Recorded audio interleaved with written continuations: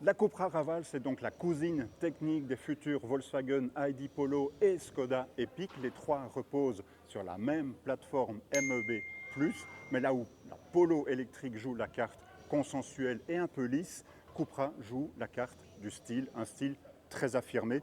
Regardez ces feux avant très expressifs, ce gros logo qui revendique clairement l'identité de la marque, ces passages de roues très marqués, ces jantes très spécifiques, ici en 19 pouces sur la version VZ. Et si on se prolonge vers l'arrière, on voit ces ailes arrière très découpées. Donc on le voit, la Raval joue clairement la carte de l'affirmation visuelle et je trouve que ça, c'est plutôt pas mal. La Raval arrive dans un premier temps avec une batterie de 52 kWh net, c'est plutôt pas mal. Et ici, nous avons essayé la version VZ, c'est la version haut de gamme, 226 chevaux.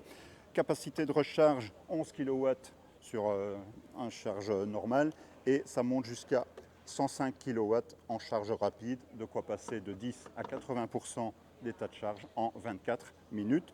Le moteur, il entraîne les roues avant, la Raval c'est une traction, il développe 226 chevaux dans le cas de cette version et 290 Nm.